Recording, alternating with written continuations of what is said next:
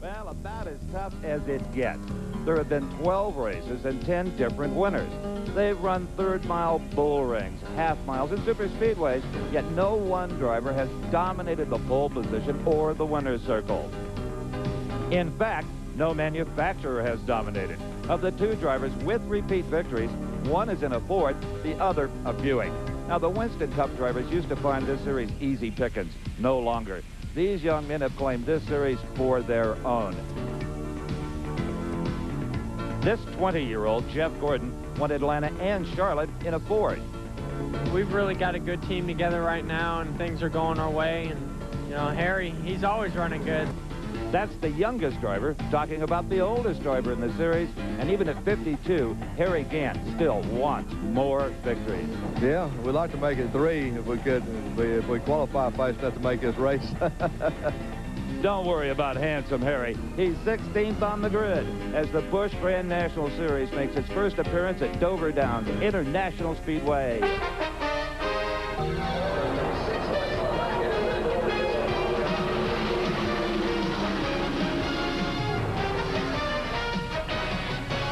TNN Motorsports proudly presents live rain-delayed coverage of the GM Goodwrench Delco Freedom Battery 200 from Dover, Delaware. As you just heard from Steve Evans, the days of the Winston Cup drivers walking into these super speedways and waltzing out with all the money may be numbered.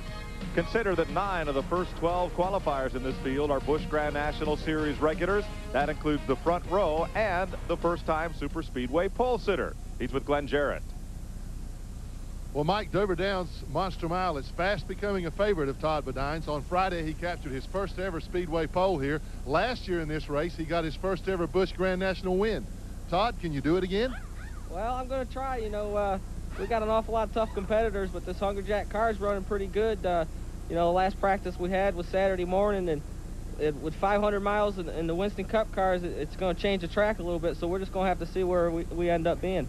Well, who do you look for to be your strongest competition today? Well, I'll tell you, Jeff's awful tough, Gordon.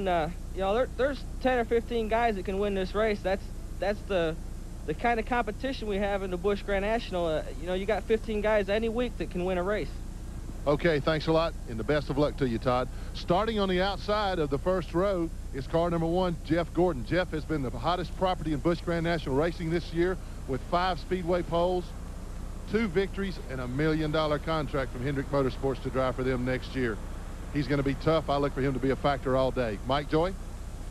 Thanks, Glenn, and hello, everyone. Saturday, they tried valiantly to get this race in, but rain just pelted this speedway and would not let up. They held until 4:30. Finally, Les Richter of NASCAR pulled the plug and said, we'll run it Monday morning. So good morning. It's a strange thing to be saying from a racetrack, but here we've got today, unlike the rain we had Saturday, beautiful skies. It's going to be about 75 degrees here. Nice stiff breeze blowing across the racetrack. Good day for the drivers and for the fans, many of whom stayed over from Sunday's Winston Cup race to see this event on Monday. But the rain story has been overshadowed by this new-looking racetrack, new in that it has a new sealer, a new surface, and that Goodyear's brought their radial tires here to Dover for the first time. Mark Martin and Dick Trickle both crashed out of this event in practice. Neil Bonnet has more. Mike, since we've been here, we've seen a lot of real good race cars torn up, spinning out on this racetrack. Here could be part of the problem. With this radial tire, the thing is 10 inches wide. That gives you 20 inches of front tread and 20 inches of rear. But the key to get that tread is on the front end. You lean the tire over like this, puts all 20 inches on the ground. The rear, you cannot do that. The wheel sets straight up. In turn, here's 1.5 inches out here that never touches the ground. You use this surface, this doesn't get on the ground. That's 3 inches wide. On the rear, you 17 inches of tread. When they mash the gas, they're turning these race cars around. I don't know what they can do to fix it other than bend this housing over, and that's illegal. Let's go down to Buddy Baker for more on this story. I'm with Ray Evernham, crew chief of Jeff Gordon. In the background, you see their backup car. Everybody wants to know, what are you doing to the car to make it good now that you're not able to use the cambered rear? Well, buddy, you know, we got spoiled when they let us use the cambered rear end. So now that they took it away from us, we've had to make a lot of changes, do some things that you wouldn't normally do to make the car give the same feel that it had with the cambered rear end. We're cocking the rear end in the car so it's not running square. We're running a much stiffer spring rate than we did, and we play a lot with the air pressure to give the car the same feel. All right, thank you very much, and now back to Mike. Well, thanks, buddy. Well, racing radials decambered rear ends, and a new track surface. Yes, riding on the tires. That's going to be the story of this race at Dover today. Our coverage of the GM Goodwrench Delco Freedom Battery 200 is brought to you by Avalon Formula 3 Motor Oil. Add more life to your car. By Miller Genuine Draft, cold filtered for real draft taste, so get out of the old, get into the cold. And by AC Delco, it's like buying time. TNN Motorsports exclusive live coverage here from Dover Downs, Delaware continues right after these messages. Downs, you see those nice sunny skies, a lot different from what we faced on Saturday here at Dover. Todd Bodine and Jeff Gordon sitting there on the front row and getting ready to roll for 200 miles here. And what do you think, Neil? Let's look at the starting lineup. On the pole, Todd Bodine, and right alongside Jeff Gordon driving the Ford. In the second row, Terry Labonte goes for his third Grand National career victory. Robert Presley, who won at Darlington. Tom Peck has 6 top 10 finishes here at Dover, and Kenny Wallace is the current point leader. Going 7th, Tommy Ellis with 2 second-place finishes on this track, and Jimmy Spencer's in the Dick Moroso car for the first time. Bill Elliott makes his first Busch Series start at Dover. Bobby Labonte is the defending champion. In row 6, Jeff Burton trying to turn his season around, and Chuck Bound, the 1990 champ. In the 7th row, Butch Miller with 2 victories to his credit, and Ward Burton, who got his first this year at Rockingham. Joe Nemechek trying to nail down his first career victory, and there's Harry Gant, who's already got 2 wins this season.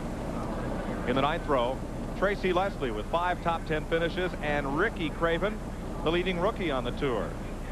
Joe Bessie, Busch Grand National North regular and winner, and there's Dale Earnhardt, who won at Daytona in this series.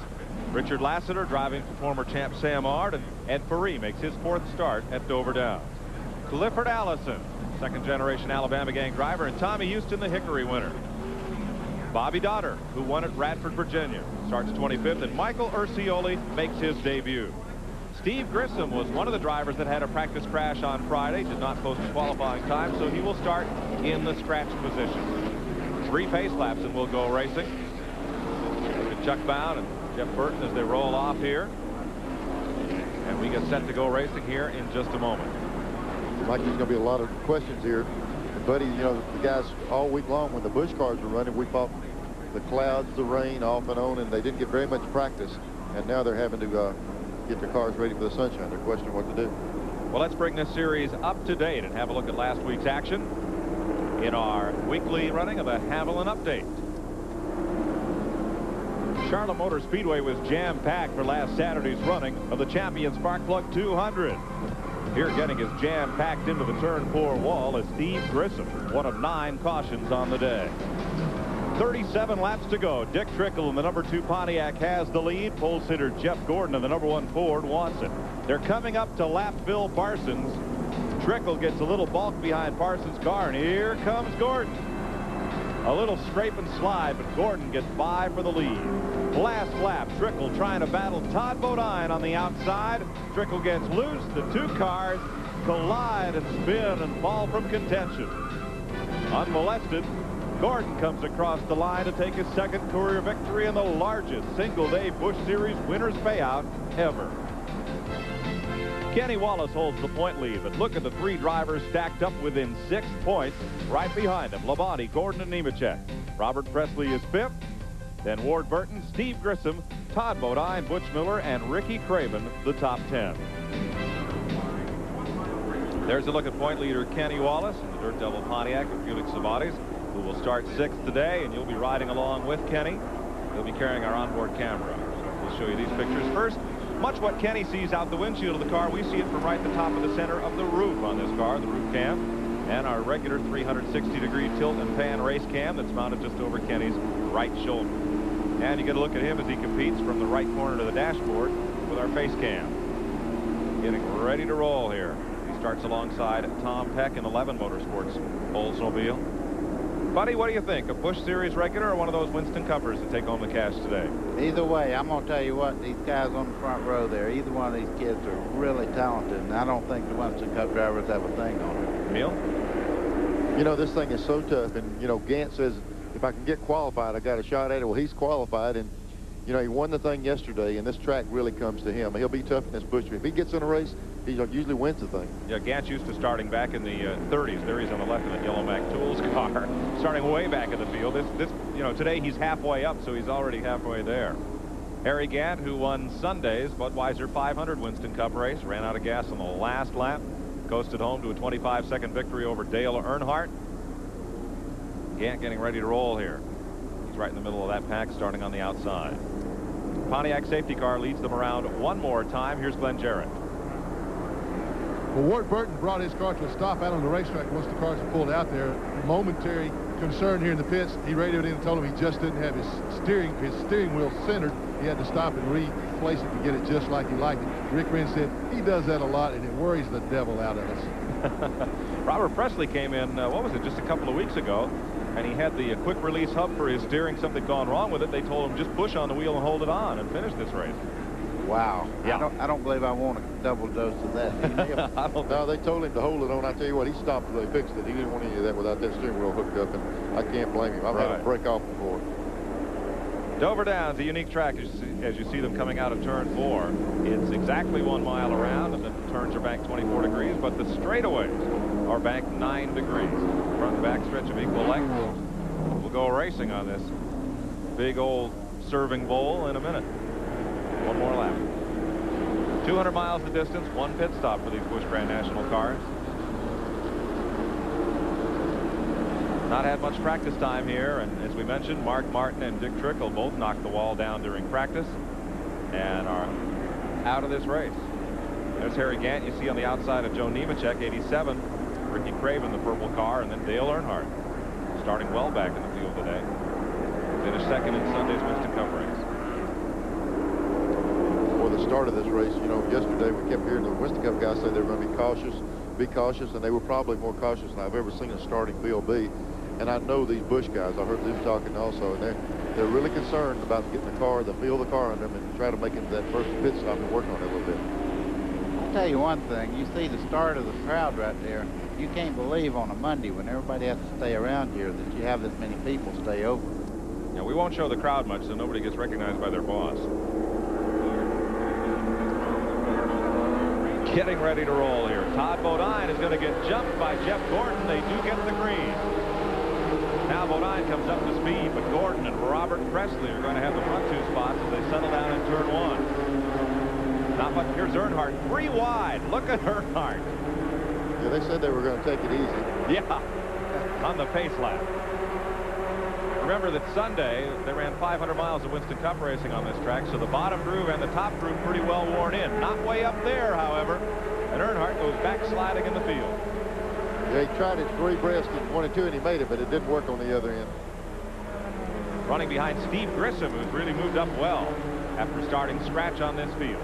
Up front, Jeff Gordon in the Ford, Robert Presley, Todd Bodine, and Terry Labonte in the 4th spot. Second lap this time. You know, Todd Bodine, this is the first actual lap that he has on this motor. He lost his race motor on, they didn't even have a practice on it, so it may not be quite as good a motor as he said on the pole with. He said that's the motor that he won Nazareth with, so it was sure good that day. Pretty good then. We'll see. Kenny Wallace is 5th and Jimmy Spencer 6th in the Daly's first aid car for Dick Moroso. He replaces Mike Wallace for the rest of the season there.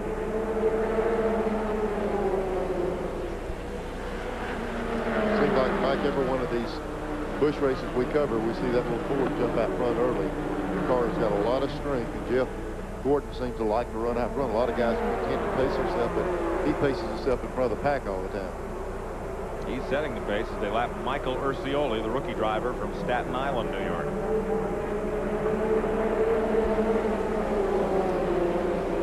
There's Earnhardt and Grissom working their way up through the field, chasing Richard Lassiter.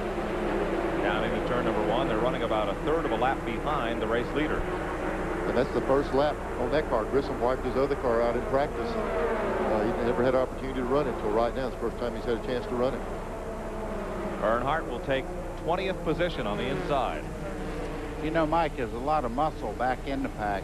These guys are really nervous that they might wreck their cars trying to qualify them because so many people have wrecked, and there's a lot of muscle making its way to the front. You know, we used to ask the Cup drivers if they learned anything running for Sunday by running 200 miles on Saturday, if it helped them. I think here's a case where definitely running 500 miles on Sunday got you in real good shape to run 200 on Monday morning. Yeah. Back up front, Jeff Gordon. Now with about a 3-4 car length lead on Robert Presley, Todd Bodine, and Terry Labonte. A little further back, Kenny Wallace holds the 5th spot with Bobby Labonte 6, Jimmy Spencer 7. 6 laps are complete here at Dover Downs. TNN's live coverage of the Goodwrench Delco 200 continues after this. Tommy Ellis leading this pack of cars. As we come back to you at lap 12, Jeff Gordon has the lead. There's the pass for 8th made by Bill Elliott. Budweiser Ford and Jeff Burton, TIC Financial car, coming right with him. Moving up to 8th and 9th. Dropping Ellis, who qualified 6th, to 10th. You know, these guys learned a lot yesterday watching Winston Cup cars. They know not to try to run that outside line. You notice Ellis just fell back and let him go once he got on the outside. So Elliott and Burton moving up. And about to challenge Jimmy Spencer. 7th place car. It's Ricky Craven crawling around the back straightaway down on the apron. Currently 10th in points and the leading rookie. There's Michael Ursiola getting through the left. There's Craven. Yeah, I don't think he's going to make it all the way back around. Tough break for the New England driver, who's leading the rookie points and 10th in the overall. There's the yellow. Caution off of that. And here it is. Caution flag, first one of the day for Ricky Craven at lap 15 of 200. There's Jeff Gordon taking the caution. Craven making his first ever start at Dover and having a short day of it, apparently. A look from Kenny Wallace's car at the rest of the field closing up under caution. Gordon's the leader. Todd Bodine had moved into 2nd. And his pass of Robert Presley allowed Terry Labonte to follow through, and Presley's dropped now to 4th place. Bobby Labonte is now in 5th. Kenny Wallace is 6th. Jimmy Spencer 7th. Bill Elliott 8th. Jeff Burton is 9th. Tommy Ellis has 10th ahead of Tom Peck, Chuck Bound, Tracy Leslie, and Butch Miller. Track position is so important. I don't think you see many guys come in. Some of them are really off on the chassis. They might come in and work on these things, but boy, they sure hate to give up any positioning on this racetrack with that one groove to race in. Bobby Dotter will pit. And here's Harry Gant. Now that doesn't surprise me, buddy, because we were just talking, he's been falling to the rear since the race started. Yeah, I think it's more chassis adjustment than it is just tires. Well, let's find out from Glenn Jarrett. Well, Harry Gant brings the number 7 Mac Tools car in for service. All they did was put gas in it. They're talking about the car has been pretty loose. Is the reason Harry has not been able to move up through the field. They did not make the chassis adjustment. All they did was put gas in it. Kind of surprising. Also, Steve Grissom, who was moving up earlier, he developed a bad push in his car, so I thought that he would come in for adjustment right now. Maybe. Battle for 4th place. Bill Elliott's come right up to Bobby Labonte in the Slim Jim's car. That's the best he's had his Busch car running this year. He's been in a few more events, but they haven't been able to get the performance that Jeff Gordon has out of their V6 Ford motor, and now looks like Bill's got his car working a lot better. This race is for 3rd. Terry Labonte is 2nd. Jeff Gordon is the leader.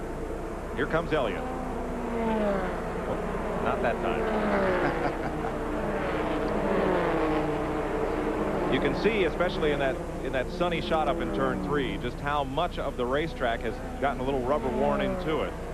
A little more than 2 lanes wide. See, that's all virgin asphalt sealer up at the top. Well, I'm going to be honest with you. The bottom's where you got to stay, though. Every time you see a car go to the outside, he loses ground. Ricky Craven crawling around the bottom once again. That other part up there is just a little bit of a cushion. If you get in trouble, you might get the car back. You go past that black strip and you're going to hit the fence somewhere in that corner. Let's leave the battle for 3rd and pick up 9th place, where Chuck Bound, Jimmy Spencer, Tracy Leslie, Dale Earnhardt, and Tom Peck are going at it. Craven's gone to pit road. 9th place at stake here.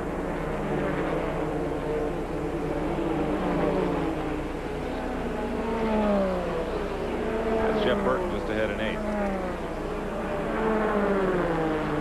You know, Terry Labonte's moved all the way up into 2nd, and Earnhardt, he seems to be just kind of in the group there. He don't seem to be fast enough to make any passes at all at this moment.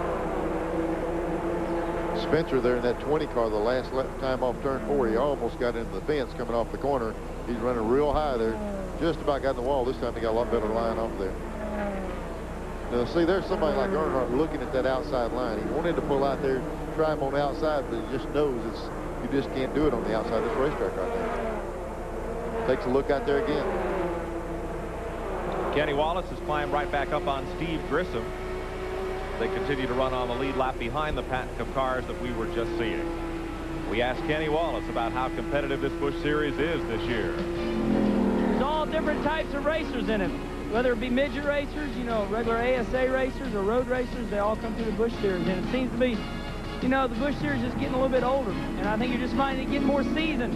And it's one of the things you got to do to get Winston Cup. 37 laps complete, and this man, Jeff Gordon, has been making kind of a shambles of the field. The reason? Been a great battle behind him for 2nd place.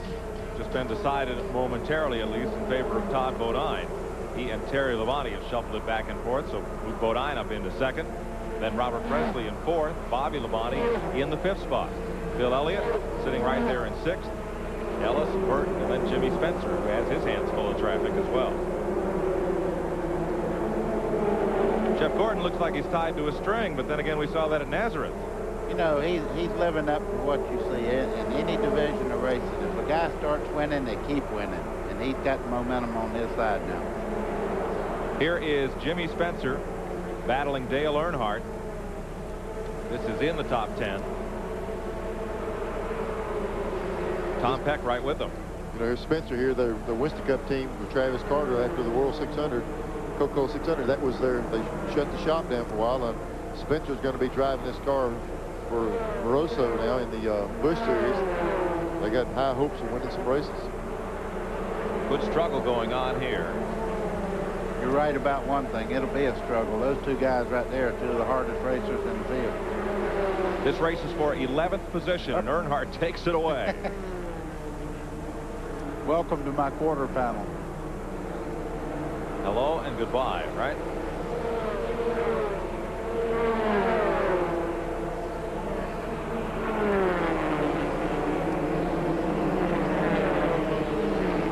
Wondering about Harry Gant. He's about to be lapped. Not having the best of days. After he took it all to the bank yesterday, and there's Earnhardt moving up and about to come up on the top 10 cars.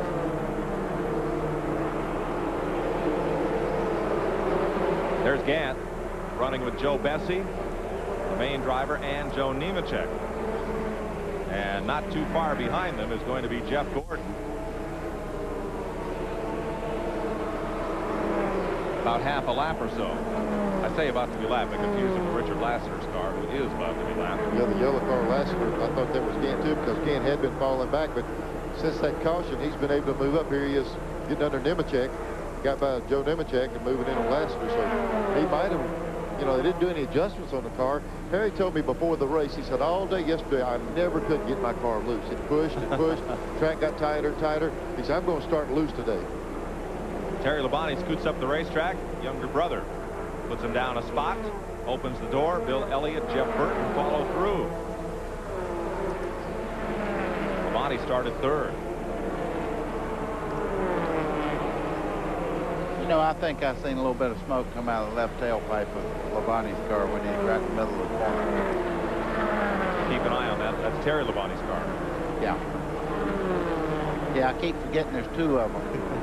Little brother passes you like that, he'll call you on the telephone and remind you on Monday or Tuesday or whatever. Terry Labonte drops to 7th. We're watching this race for 4th. Did you see the smoke then? Got some more smoke out of the 94 car of Labonte.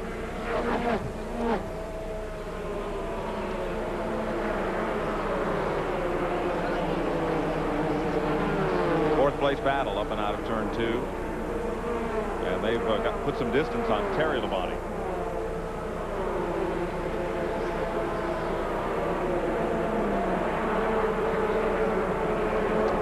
Look at Robert Presley. He's running. up in the front 3 positions, post him in 3rd place, and go to Glenn Jarrett. Ricky Pearson, we're seeing some smoke come from the car, and we have seen NASCAR conferring with you. What's the problem?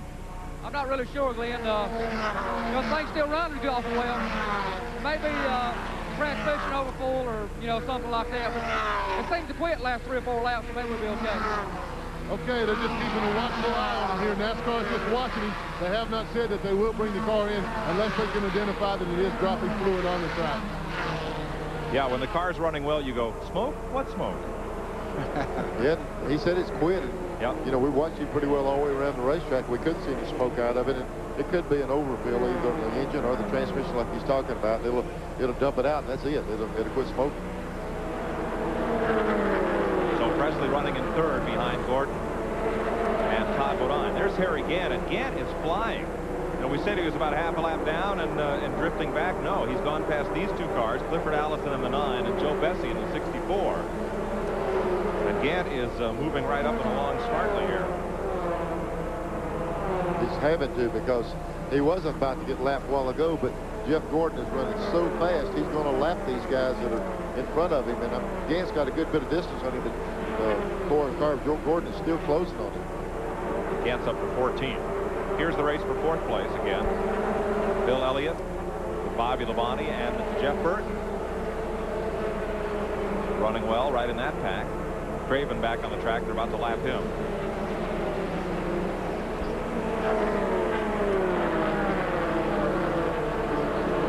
Take a minute to tell you that these Busch Grand National drivers are going to compete in a charity softball game against the IMSA Road Racers. They're all at Watkins Glen, New York, June 25th. That's 2 days before the Busch Grand National race at Watkins Glen. Trouble in the back straightaway. That's Joe Bessie's car has let go. Caution flag comes out as the AC Delco Pontiac posts down to the track apron, and that thing went in a big way. That motor looked like the only thing you could use on it was fan blade after that deal. That may well be. Joe Bessie from Scarborough, Maine has won on the Busch North Circuit. And rolls to pit road as caution comes out for the 2nd time today. That softball game will be in Elmira, New York, June 25th to benefit the American Red Cross. Busch Grand National drivers had planned to practice here. They'll practice again at Myrtle Beach and go against the road racers. Mike, I went out in the infield the other day after Busch practice closed down, and they're out there practicing to 7:30 or 8 o'clock at night, so they get pretty serious with it. Should be a fun event. If you're up in the area for the Glen race, hope you'll catch that. Here's another look at what happened to Joe Bessie's car. Yeah, that one, they say they go up in smoke, that went up double smoke. There's nothing left there. He was running 15th at the time, had a good run going. The Auto Palace AC Delco car. Neil, he's sitting there going, don't lock up, don't lock up. Let me get the clutch in. Yeah, I tell you, he did a good job, especially one thing, thinking about the other drivers too, when he got down at the end of the straightaway, pulled down on the flat part of the racetrack and not really oil down the racing surface. In the pit lane, Bobby Labonte and Robert Presley on this first lap of caution at lap 53. There you see service being completed and 2 tires for each car. I'm sure they're checking Presley's car over, and it must be just a small oil leak, maybe a valve cover leak or something like that. But you were saying tire wear in yesterday's race was kind of an interesting story. Yeah, it was. A lot of they rather have track position. You know, last year with the wide flat tire, you had to change tires because they were so much faster. But 53 laps complete. We're under the caution flag. We'll be back. Goodwrench Delco 200 is being brought to you by Napa, because there are no unimportant parts. We're under caution here at lap 55, and after pit stops, here's how they run. Bill Elliott, Todd Bodine, Jeff Gordon, Dale Earnhardt, and Chuck Bound. Then Harry Gant, Jeff Burton, Tommy Ellis, Tom Peck, and Tracy Leslie. 2 cars are being penalized for pitting too soon. On the 2nd time around after caution, pit road would normally be open, but this time it wasn't. Glenn?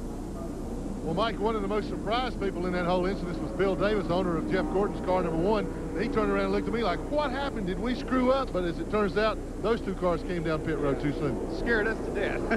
But no, we're fine. The car's real good, handling great, driving good. The 11 and the 34 beat us on the pit stop, which is a real bad deal for us, but we'll be all right. Well, it looks like, though, the way the car handles on the racetrack, that shouldn't be any problem for Jeff to overcome. Well, it shouldn't be. If this set of tires are as good as the ones we had on it when we started the race, we'll be just fine. We just hate to get beat on pit road. That kills us. I have an idea that Jeff Gordon will make up for that. He'll take the restart third, Glenn. The two cars that were penalized were Bobby Labonte and Robert Presley. The pit road had been indicated closed because of oil in the pit lane. The drivers made the run down pit road and were penalized. They'll have to restart at the tail end of the field, though on the lead lap. That hood up is the 5 car of Richard Lassiter. Steve Grissom having trouble on the left front, also a lengthy pit stop. And Bobby Labonte does not want to go to the rear. He pitted first, came back out, and he believes is in the lead. The scoreboard shows him to be in the lead. But NASCAR is saying, you go to the back. How would you like to tell Bob, I got to take your car to the rear? I don't think I'd want to talk to his father at all. Terry Labonte has just completed his pit stop. And Steve Grissom is still on pit road. Now, Bobby Labonte is coming to the pit lane in obedience of the black flag from NASCAR. 1 lap to go, and we'll go racing. Here's Glenn. Well, I'm in Bobby Labonte's pit right now, and I'm kind of standing back away from everybody because they're not real happy about things. They do have to bring Bobby in for the penalty. Bob Labonte, his father, the crew chief, is standing there with the wrench to make a chassis adjustment, so they're going to take advantage of this. They're topping the car off with fuel, and they are making a chassis adjustment. Nobody would talk to me, and I really don't think I wanted to hear what they had to say anyway, Mike. Good point, Glenn. Bobby Labonte, normally on 1 lap after the caution flag comes out, pit road is open.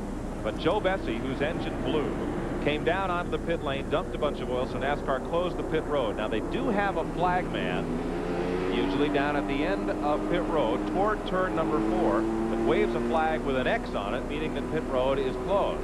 And it may be simply that Labonte and Presley didn't see the indication and came down the pit lane, but whatever happened, it was not a legal pit stop, and they go to the rear.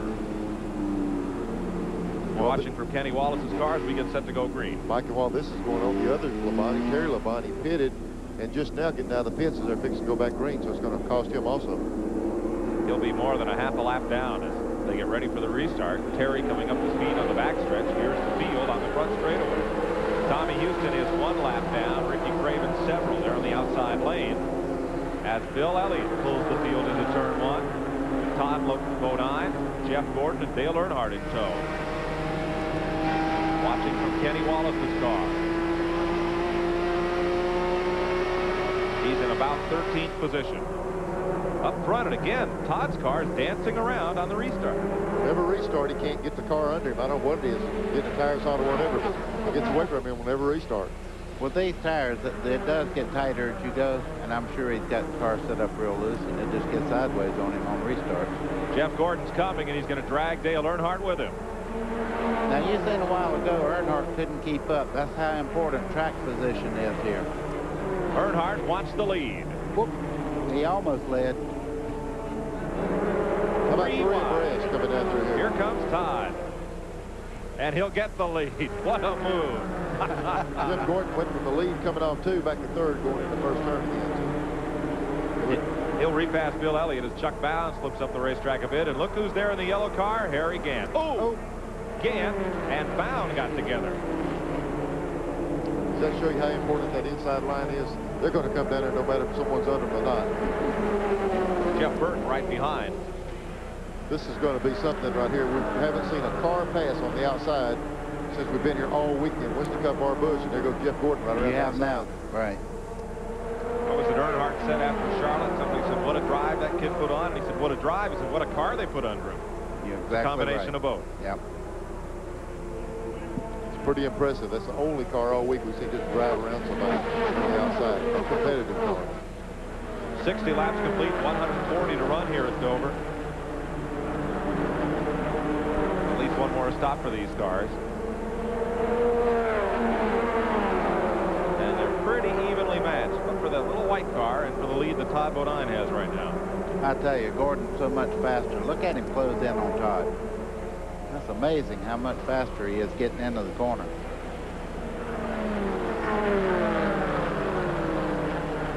Up front, it's Bodine. Gordon reeling him in. Earnhardt in third, Elliott fourth, Chuck Bound in fifth, Harry Gant sixth, Jeff Burton seventh, Tommy Ellis is in eighth, Tom Peck in ninth, and Tracy Leslie 10th. This is not going to take long right here. You know, Todd Bodine was on the pole, but the way Jeff Gordon's been running, this shouldn't take long. We're going to jump right back in the lead. Leaders nose to tail. There's the third pack, and here's Bobby Labonte coming up from the back of the pack after the penalty stop. We asked Bobby Labonte how tough it is to win on this tour this year. You know, you've got anywhere from 10 to 20 cars that can win any certain race. It's getting difficult week in and week out, and I credit that to all the drivers being real good. They're getting better at all the racetracks, not just good at one or two. They're getting better at all of them. We're under the third caution of the day here at Dover. See Harry Gant and Dale Earnhardt on pit road. Tom Peck coming in, Jimmy Spencer, and Robert Presley.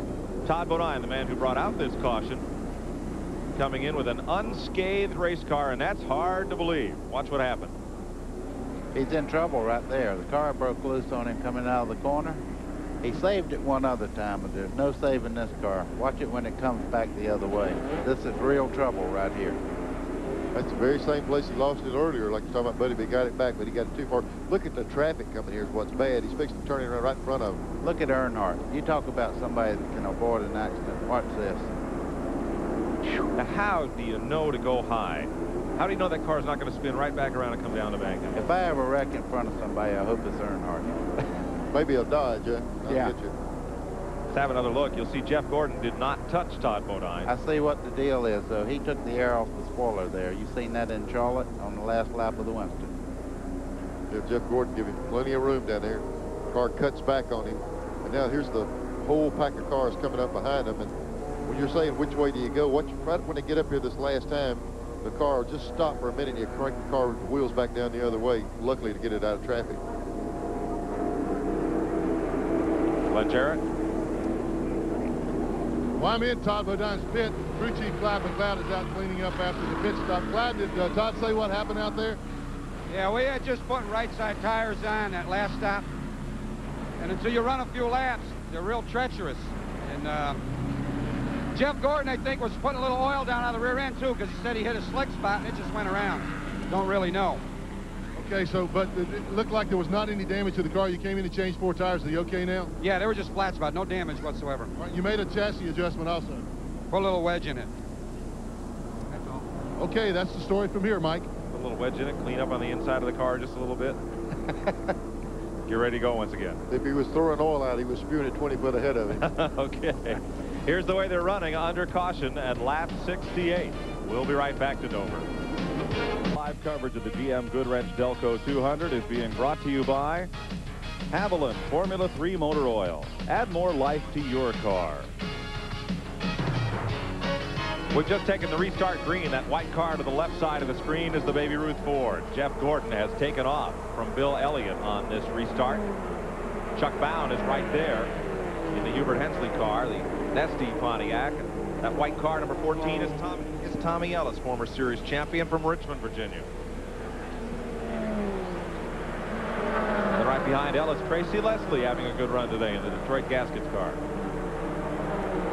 There is Tommy Ellis making the move on Chuck Bound. These two have traded a lot of paint over the years. They just give a little nudge just a second ago, too.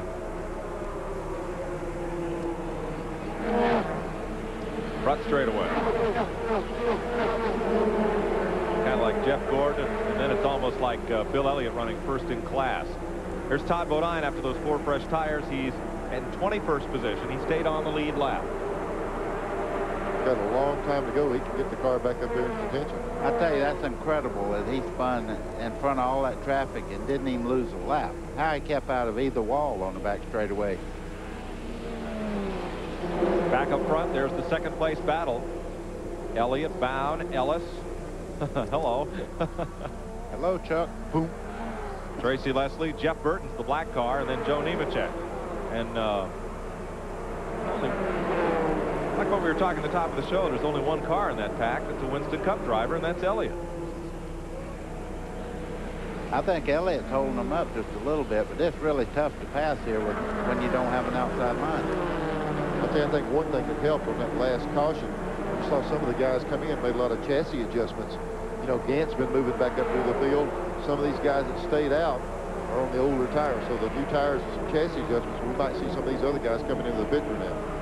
Just behind the pack we're seeing, look at the distance Jeff Gordon has opened up already. Then there's Nemechek, Bobby Labonte, Earnhardt, and Gant coming up. Gordon leads by 3.2 seconds. Like I tell you, some of the guys that really benefited from that last caution, the 44 car of Labonte and the 59, they were penalized before and made start in the rear of the field. That really saved them. That got them right back in the hunt. That caution put them right back in the middle of things again. Right behind this pack, Earnhardt moving up, so is Harry Gant coming with him as these cars run for second spot. Here's a look at your Napa field standing update. Napa, because there are no unimportant parts.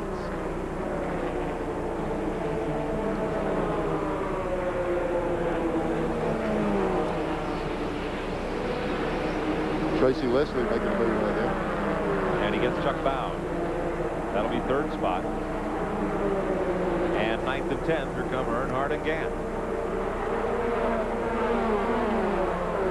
Before the race, I heard Dale tell Harry, I'm just going to follow you to the front. I think he told him right. He's following on the wrong end. Right game plan, wrong order. Bobby Labonte's right behind them, and so is Jimmy Spencer trying to move up.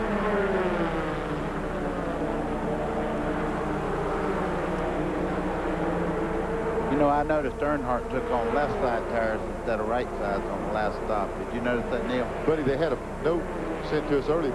Earnhardt said his car was really, really loose. You know yourself with the radials, there's not anything they can do stagger, but they'll really put a lot of air pressure in that left wheel to tighten the car up. And they stuck those lefts on it, seemed to help his car quite a bit. Yeah, he's climbing right on up through there. He's moved past the DuPont car of Ricky Craven, who is several laps down. Tracy Leslie has slowed on the back straightaway. The car's just lost its fire, and the field is zooming past him. Looks like the left front's flat on it, Mike. You see a lot of smoke, the front end dragging low on the ground. Yeah, he's lost the left front tire. The inner liner's even out of it, buddy. It looks like it's gone. Yeah, I tell you, that's tough because he was running right up in the very front. Tough break for the third place driver, Tracy Leslie. The battle goes on. Jeff Gordon has now opened up the lead on second place of 5.2 seconds. As Leslie makes his pit stop, he'll go down a lap. Boy, he just got himself in position to run right in the front and had that problem. There's Gant coming under Nemechek.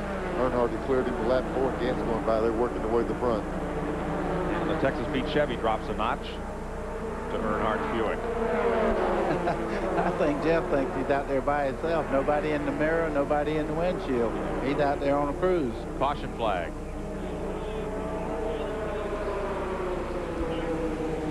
"83 laps complete.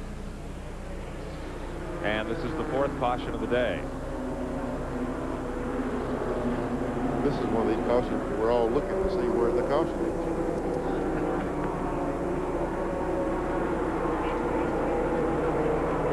So Jeff Gordon will come around and take the caution. And a pace car will pick him up at lap 84. Had a lot of different winners on this tour, 10 of them in fact. One of the things about this circuit is that it's become just so tough to win. You know something? This really helps everybody behind Jeff Gordon. They'll adjust on these cars as they come in the pit, and that'll tighten the field up even more. I'll tell you what, when they reach in the two box, they better get the miracle wrench. Yeah. Because that thing right there is running so fast, they're going to have to pull some miracles off to be able to catch him. It's shown a lot of dominance, but it's not out of the question they can get one of these cars that can race it. Gordon has 2 wins, but for the car breaking in Nazareth would have 3. And among those winners this season, Bobby Dotter, who's picked up 1 victory. We asked Bobby Dotter just how tough he feels it is to win on this circuit this year. Well, it's just the cars are all, NASCAR really has done a good job of making the cars all so even that the guys that have a little more experience and a little more financing really have an advantage. Debris in turn 4 has brought out this caution flag. Tire debris, apparently from Tracy Leslie's car. Let's go down to Glenn Jarrett. Well, that's exactly right, Mike. I'm standing in Tracy Leslie's pit. You can see the tire. It is completely shredded. I was standing down in the first turn in Jeff Gordon's pit when he came by the lap that happened. The car really bottomed out badly. Sparks flew out from under it, so the air went out of the tire all at once. This caused a problem. It just shredded all the way down the backstretch. There was a lot of debris out there. That's about as torn up as I've ever seen a tire. Tough break for Tracy because he was running awfully well at the time. Mike? He is now a lap down, as are Steve Grissom and Tommy Houston. But he must have ran over a piece of trash. Very seldom do you see that inner tire go down, and he had the outer and the inner blown out. That is unusual for a left side to go like that. So Leslie is a lap down. Terry Labonte has picked up the lead after pit stops. Jeff Gordon, who had a runaway 6-second lead on the field, got all boxed into the pits and is not even in the top 10 after his stop. We're showing Richard Lassiter in second place, Dale Earnhardt in third, Harry Gant in fourth, fifth Bill Elliott, sixth Chuck Bound, seventh Robert Presley, eighth Tom Peck, ninth Bobby Labonte, and 10th Tommy Ellis. Gordon's going to come back in. I tell you, I might just be guessing on this, but we're on lap 88 right now, and they're close to where they go the rest of the way. What do you think, Glenn Jarrett? Yeah, he's here. Glenn? And Jeff Gordon brings the car back in. They're putting right side tires on it. I was up in Tracy Leslie's pit, so don't know what they did the first time by. They filled the car up with fuel again. They are working on the right rear of the car, having a little bit of problem with it, getting that tire changed. I don't know if they had a lug nut problem or what, but they're definitely got a problem on the right rear of the car there. I can't see all the way over there. Glenn, I think that's it because they had a big breaker bar, a big ratchet out there to try to work on those lug nuts. Exactly, similar to what we saw yesterday on Morgan Shepherd's car. Another thing to consider, guys, is we've completed now 87 laps. A lot of the teams have told me that they can go the rest of the way on fuel, so we might keep an eye on that. Pace car getting set to come home. And Terry Labonte with the lead. Sam Ard's car, the innkeeper car of Richard Lassiter. A Pontiac running second. Earnhardt peeking out there from third place. Earnhardt wastes no time with Lassiter. Ooh, no. Earnhardt and Tommy Houston will go up the banking. Houston and Bobby Labonte get the worst of it. Oh, that's too bad. Yellow flag. 3 cars trying to fit where only 2 would go. Kid folks do touch, don't they? Tracy Leslie's going to try to get his lap back from Terry Labonte, and it won't happen. Yellow is out.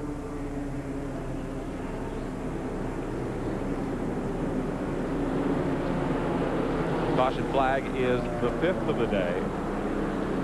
Comes at lap 89, just after we go back to green, and Labonte's car will not move. Car really took a hit. See him moving around in the car and moving out. Boy, very seldom do they ever hit the wall easy around this place. Uh-oh. Yeah, he's going to sit down and think about this. That banking's a little steep right there. Labonte is a little unhappy. 89 laps. We're under caution, and we'll be right back to Dover Down. Bobby Labonte was standing out of his car when the pack came by on the next lap of caution and expressed his displeasure at having a perfectly good race car torn up. He has now walked back to the garage area. There's his dad, Bob, speaking with him. And he is looking at a couple of cars as they go by. Here's another look.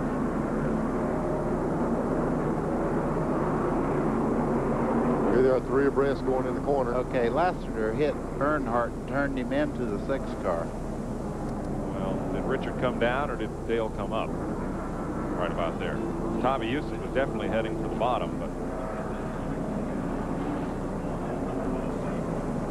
Ooh, boy, Labonte really hit that thing. That was in at a minute, the driver's side again. In a minute, maybe from this same angle, we'll see how Labonte got into that. Now, you don't yet see Labonte in the picture. Here there are 3 abreast going in. Okay, the 6th car come down on Lassiter's car and turned him into Dale. Now, here's Labonte, just on the left side of here. the screen, and looks like Tommy Ellis gets right in the back of him. Yeah, he got hit. Hard to tell from here. There's Earnhardt T-boning Houston up the racetrack. Well, that's a real shame, but what happened was Laster was in the middle, and the 6th car thought he was clear, and he cut down, and that got everything started. There goes Labonte. And Tom Peck's up in the wall there as well. We have one more angle. Oh. Wow. Yeah, he got a... Boy, it's hard to tell if he got what kind of shot he got there, but I'll tell you what, when they went in there 3 abreast, there was going to be a wreck. Neil, this is one of the hardest walls in racing right here. When he hit on that driver's side, that really knocks the fire out of him. Yeah, and it's just, you know, when you go up the track, you just don't slow down. The track is so slippery right now that it doesn't scrub any speed off, and you just go in full bore. The initial contact was Earnhardt and Lassiter, then Tommy Houston cutting down. That was what turned Houston's car sideways to the field. Scott Houston, the rest of his team working on the Rosa Stores Buick.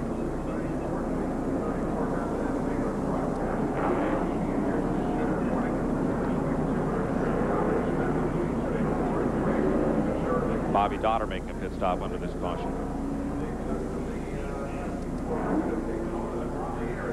Got a lot of damage with the back of that car. Worried about the tires rubbing. Here's a look at the top 10. Under caution here, and we may get the red flag as they need to remove Bobby Labonte's car from the turn 1 banking. That thing is so steep up there, it's hard to get a wrecker up there to get a hold of the thing without turning the wrecker over, and they're just now dragging it backwards. They might be able to get it off. We're under caution. We'll be back to Dover Downs after this. Here at Dover in the Goodwrench Delco 200, there is the remains of Bobby Labonte's car. It's the 4th race he's failed to finish this year, as he ended up into the wall, the casualty of this crash. Look right in the middle top of the screen. See the white car, not Tom Peck, but the white car, Tommy Ellis, may or may not have gotten into the back of Bobby Labonte, or Labonte might have cripped the Alliance car, Robert Presley, but whatever. Bobby's going to go for a ride here and take Tom Peck with him. Yeah, it's hard to say what happened. So many people are slamming on the brakes trying to avoid the wreck, and you start this the bumper wrecking, and it's hard to tell who caused what. Let's go to Glenn Jarrett. Well, first of all, Bobby Labonte, we're glad to see you out. Are you okay? Yeah, I'm fine. No big deal. Just a little sore. What happened out there? Well, I don't know. You know, it got down there in the corner down there, and 2 cars went sideways. I'm behind the 59 car, and I'm on the brakes. I got hit from the rear and got turned sideways, and after that, it hit pretty hard. So just thankful that Slim Jim Chevrolet ran good all day. Got a little TV time. Hey, we're all right. We'll give them next week. Well, do you know who started the incident? No, I really don't. You know, it just, everybody was bunched up right there. I don't know what it was, but somebody started spinning. 2 cars started spinning, and I seen cars behind me coming faster than they probably should have, and hey, from there it's over, you know. Well, it's pretty hard out there, isn't it? Well, I tell you it is. I never hit that hard before, but we'll be sore tomorrow. We'll get them later. Okay, glad he's laughing about it. Thanks. Glad he's okay. Mike Joy? Let's have one more look at this. The black car, Earnhardt on the inside, racing 2nd place, Richard Lassiter right in the middle. Here comes Tommy Houston trying to get a lap back in the blue car. It looked like Tommy thought he had him cleared. You know, he thought he could get down in the corner there, which they were already 2 abreast asking for trouble, you know, getting in the corner there. And then that 3 deep, it felt like he probably needed to get on down in there and get on the bottom. And boy, it just started a heck of a mess behind him. Look at everybody down on the apron already trying to get by. Another angle from the rooftop here. This says it all right here. See him touch right here? That started the whole incident right there. And then he turned sideways in front of the pack. And don't you know that car Earnhardt's is a tank? Look at Houston's car, wrapped right around the front bumper of Earnhardt, and Earnhardt just kind of shoves him away like that dozer he's got on the farm and goes on. Yeah, he has a knack for doing the least amount of damage with his car of anybody in the accident. It's kind of remodeled, but I don't know how it's going to hold up when they start this race. It's really critical on these cars, their aerodynamic design on them, but it looks like he had damage that bad. Earnhardt is the leader. Jeff Gordon, who has dominated this race, is way at the back of the field. The thing I would question more than the sheet metal damage was, did it do anything to the toe in and toe out? We saw the right front tire really scrubbed hard. It took a pretty hard lick. Gordon is 18th. Harry Gant came flying around to the caution flag. Picked up the 2nd spot. Elliott's 3rd. Robert Presley, who was right in the middle of it, is 4th. And Jeff Burton 5th ahead of Kenny Wallace. Tracy Leslie trying to get his lap back will drop in behind Earnhardt. Here's Kenny Wallace trying to move up. He's in a top 10 spot now. Sees the field getting away just a bit down the back straightaway. Turn 3 and 4. 98 laps. And here comes Jeff Gordon on the move. You talk about being in a traffic jam. Here we Chuck Bound. Oh, Chuck. Takes a leisurely slide down the front straightaway. Wow. And gets clobbered by Bobby Dotter. Caution is out for the 3rd time in 12 laps. We were just talking about what traffic Jeff Gordon was in. You could see a big pack of cars before they got all hung up. Chuck's stuck in the mud. He's spinning the wheels trying to get out of there, but without any tread on those tires. It's not going to happen. Ricky Craven gets a lap back. I think Tracy Leslie may have as well. Yes, he did. Yeah. Tracy Leslie's back on the lead lap. Not only is he stuck in the mud, I think the rear end's been totally down on the ground. The frame's knocked out of the rear, not under. The left rear hung way out past the sheet metal. Neil, he can quit spinning that tire. That car is not going anywhere. Yeah, they're fixing to tell him it's over right there for a while. Bobby Dotter was kind of trailing the play coming out of turn 4 here and got the nose pretty well knocked off of his car. Look at Chuck, the 1990 Busch Series champ. Bobby Dotter, who has 1 win this season already. We'll have another look at it. Let's see how this got started. You know, we dropped back to these cars because we saw a great big pack of cars.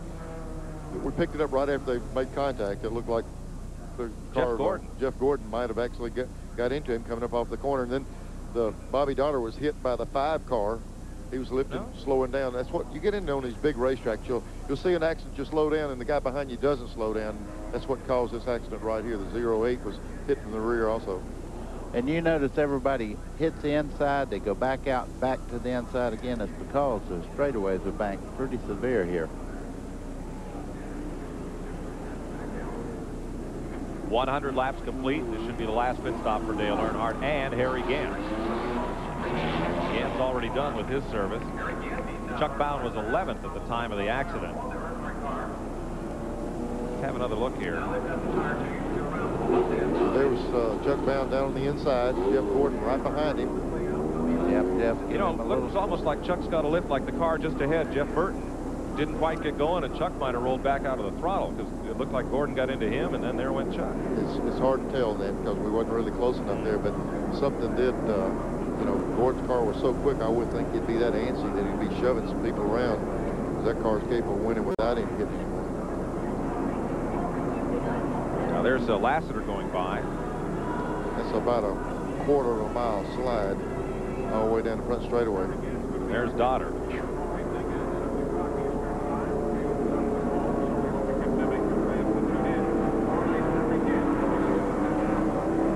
Maybe Jeff Burton wasn't coming up high and just eased out of the throttle a little and stacked that bunch up.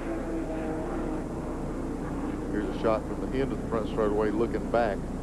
We see them after they got turned around.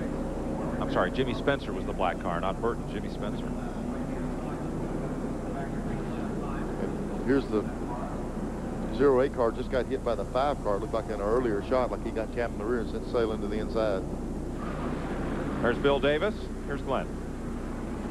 What you're looking at here is something that you don't see very often, but showing a lot of class on Bill Davis's behalf. He came up here and apologized to Hubert Hensley, the car owner, and to Jeff Hensley, the crew chief. They are the crew and car owner of Chuck Bound. That took a lot of courage, a lot of sportsmanship.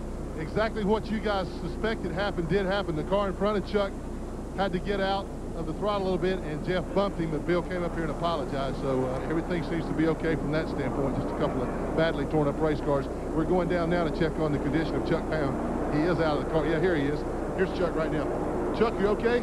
Yeah, I'm fine. I wish I could say the same for the Nescafé ST Pontiac. What happened out there? Well, we were just racing hard, and the tires were cold on a restart, not gripping that well. I broke loose coming off 4, and I caught it, and I thought I had it straightened up, but I had to come out of the throttle to catch it. And in doing so, I lost my momentum. I think Jeff Gordon got into me a little bit from behind. He didn't mean to. It was just hard racing. Just one of them deals. Well, guys, there's 2 guys with a lot of sportsmanship, a lot of class, Chuck Bound and Bill Davis. Bad racing accident, just one of those things that happens. Mike? Thanks, Glenn. We're 102 laps into this 200-lap event. Chuck Bound's car goes up on the hook.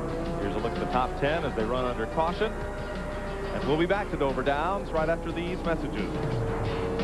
Delco 200 is being brought to you by Armor All. There is a fountain of youth, and we own the patent.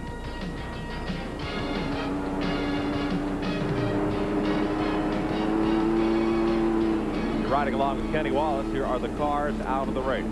Michael Urcioli from Staten Island, New York, in his debut. Lasted but about 20 laps. Joe Bessie lost an engine. Bobby Labonte in a wreck. And most recently, Bobby Donner and Chuck Bound have crashed.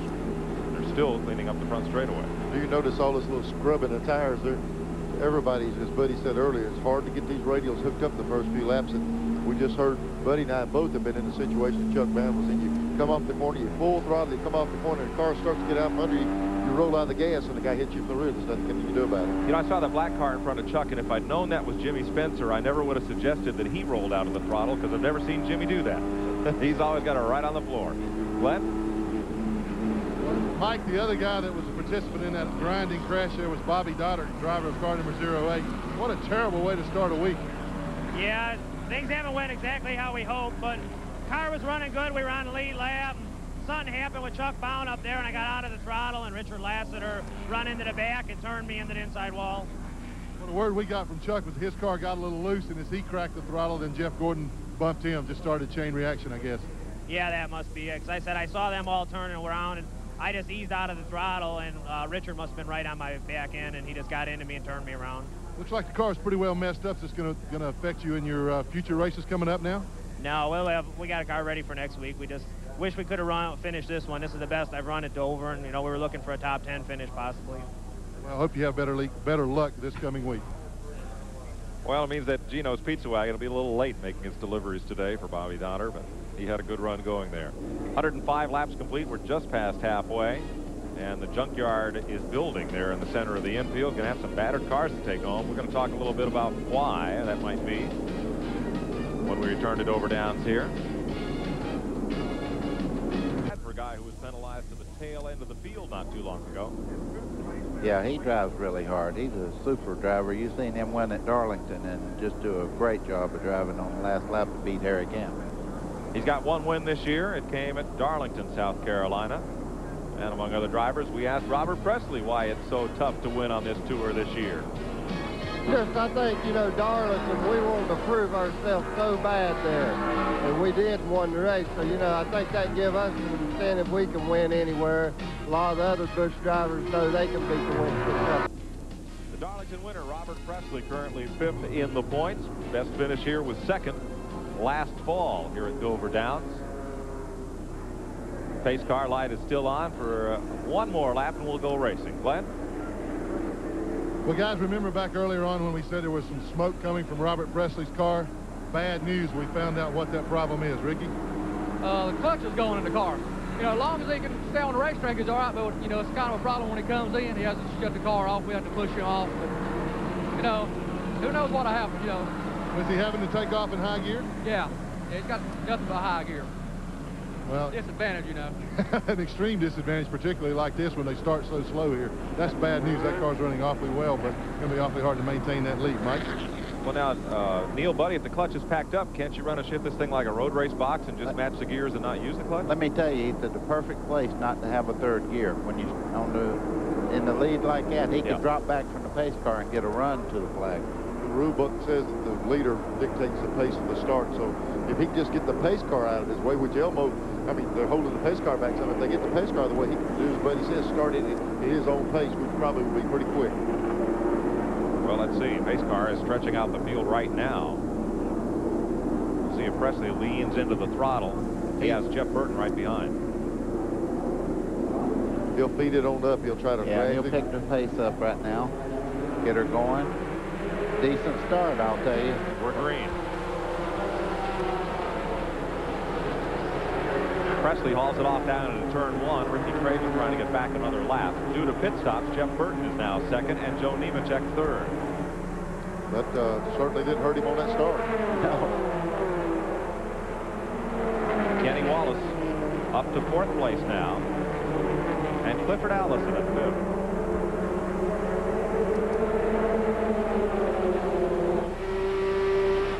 Watching from Kenny Wallace's 4th place machine. And the lead pack of 3 and the lap car of Ricky Craven. Boy, right behind Wallace, there's a pack. Clifford Allison, the High Point betting car. Right in there with Jimmy Spencer and Terry Labonte. That kind of answered your question, Neil, about how Earnhardt's car is handling. He just went by Harry Gant just stretching on, so apparently he didn't hurt the front end on the car when he was in that accident a while ago. Earnhardt coming up on the Bullets Buick of Tommy Ellis. Boy, Gant, see, just like always, a while ago when he ran a long run, his car got better. On these restarts, he drops back. He even has problem qualifying. We joke about it all the time, but it just takes him a few laps to get her wound up, and he'll probably come on back into the picture after a while. There's the front trio, Presley, Burton, and Nemechek. Looks like Jeff Burton's car is not quite getting into the car quite as well as Robert Presley. As we give you this Napa Field standing update, brought to you by Napa, because there are no unimportant parts.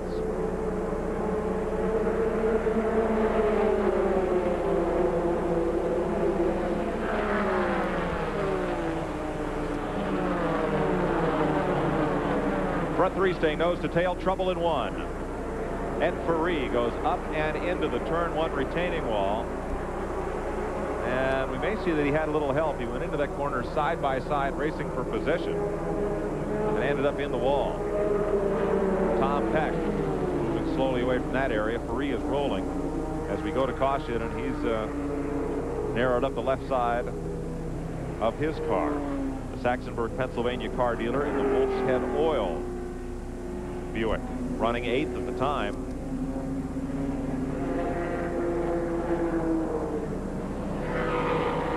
Let's look and see what happened. Here they are going down in turn 1. Ward Burton down the inside just as low as he can get. Ed Ferree, they get together. Ferree knows he's got to stay as low as possible. There's Jeff Gordon. Look at Jeff going down on the flat there to avoid getting in it. There's Bill Elliott, got a little wrap in the rear from Bodine. He couldn't get stopped. Chain reaction deal, but Ferree's headed through the outside wall. Now there's an example, buddy, what you were saying before. If something goes, just lock the car down. Yeah. Because he did. He had the brakes locked all the way to the wall. Well, when you get that assistance from another car like that, that's not a bad thing to do, because he was going anyhow, I think. Both he and Tom Peck will come to pit road. I really don't know what Ward Burton could have done. He was right on the line as low as he could go. So caution is out once again. This will be the 7th one of the day. We'll be right back. Mike Joy with Buddy Baker and Neil Bonnet. Glenn Jarrett down on pit road as Tommy Ellis makes a very long pit stop to try to cure overheating. We get ready to go back to green. Green flag waves at lap 116. Robert Presley out in front. That second black car is Jeff Burton. Bill Martocci, TIC Financial car, and there's Joe Nemechek right with him, hungry for that first Grand National win in the Texas Beach Chevrolet. Wow, Nemechek's car is really handling well. I wouldn't be surprised to see him come up and maybe give him a run for the lead. Boy, look at this pack going. Earnhardt with Todd Bodine. Bill Elliott is right there with him. And have a look at the left side of Todd Bodine's car. The bungee cord holding the left door on. Exhaust, I think the exhaust pipe, the exhaust up. That makes much more sense, Neil. Thank you. Nemechek is running all over him. I believe he's got a little bit quicker car if he can just get around. 7 caution flags ties the record for this race set in 1987. Still a little smoke from Robert Presley's car we saw there. We have an eye on second place. You don't have to hold the door on. It's welded shut. Where'd we get that from? They put the key in it and locked it before he took off. I thought the bungee might be to hold Todd in it. They stay there. You can't get out. The way things have been going, we might need a lot of bungee cords before this one's over. Kenny Wallace from the roof cam of the Dirt Devil Pontiac. Back straight away, the enclosed grandstand there at Dover Downs, and here in the car with Kenny.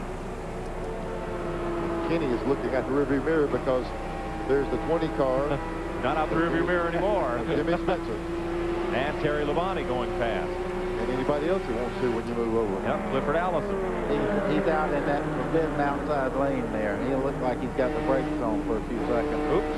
They could just move the guardrail down about 30 feet because the rest of that wasted area anyway up there. You can't race on it. Save a long slide before you hit it. Is that about the worst feeling in the world? Just watch all these guys scream right past you? Yeah, you keep thinking one of your buddies. Trouble. Oh, it is Spencer. And he goes for a long ride down the front straightaway. Jeff Gordon cannot avoid this one. Jimmy Spencer in his first ride for Dick Moroso in the Daly's first aid car. Gordon had no place to go. The track was just filled with smoke. Made his best guess, and Spencer was there. Racing back to the flag, and Ricky Craven gets another lap back. I think he's got 4 back and about 4 more to go. Boy. Well, the wrapper has come off that baby real far. I'm not going to say the wall took a bite out of it. We don't do that, do we? No, don't say that. That's the essence of what you get out of a good pit stop. Anytime you go the rear of the field, no matter for what, you can get caught up into this. Yeah, you know, you heard his guys, Bill Davis and all the guys, really feeling bad by getting him out late, and it'll sooner or later it'll bite you. And I feel like it, I'm sure, buddy, you know, it looked like the car was the quickest thing on the racetrack, just a matter of time for him to get back, but now he's not going to be able to come back. Now here's poor Jimmy Spencer. Winston Cup team shut down due to sponsorship woes. Gets into this Busch car, has a chance to make a good run. Let's see what happened to Spencer. Way on the left side of your screen. He's already bounced off the wall. It looked like he got in the wall off board. Exactly. It looked like he might have been a little bit loose, and he got right rear into the wall, and then that's the end result. Clifford Allison sure dodged him. Look at the #1 car come in here. Nowhere to go. He's already made his move. So he locked the brakes up on the one, but it's too late then. Too late. Guys behind him did a good job. Yeah, on this next angle, I want you to watch Clifford Allison, who's immediately behind Spencer. There's Spencer in the wall up there on the top. Yeah. Just got out in that outside groove a little too far, and it just swept right up into the wall. There he goes. Now here's Clifford, comes all the way from the wall to get down underneath him. Good move. Yep. Hello. Ooh. Wipe the camera off. And it's still ticking. On about 2 other occasions, you know, we'd said we saw Spencer almost get into the wall coming off 4, and he almost is over. Elliott just got through there. Is that Todd Bodine went with him right below there? It's hard to tell. That's a fixed mount camera that got that shot right on the outside wall, and it's a good thing. I don't think I'd want to stand and aim that one. It looks like it's almost hanging over the wall. It's a wonder it didn't get hit. Yeah, it's right at the start-finish line. Yeah, best seat in the house until something like that happens. 122 laps complete. Len Jarrett? Guys, you see this little lug nut here? That's the rounded lug nut that caused the problem on Jeff Gordon's car. Hard to believe something this small could result in a big crash like that. But because of them having to come back in, break that lug nut loose, which the air wrench would not take loose, put him back in the back like that, having to battle all that traffic, it caused him to get caught up in that melee. One little lug nut cost him about about $40,000 worth of damage to that car because it is completely destroyed. Glenn, you know, the first thing you say is if the crew guys couldn't do anything about it. They just pull a normal pit stop, and those sockets are made loose purposely where they'll come out of there in a hurry. If they get worn the least bit, either the lug nut or the socket, it'll strip it like that. And boy, I tell you, they were probably going to have a normal stop, and that little lug nut there cost them the whole problem. Yeah, exactly. There's the clearance between the nut and the socket is loose, so that when you undo that nut, you know how when you're working in your garage at home and the nut sticks in the socket, you can't afford to have that happen here. And that looseness, like you say, just rounded that corner off. They had to go back out with a regular wrench and get it.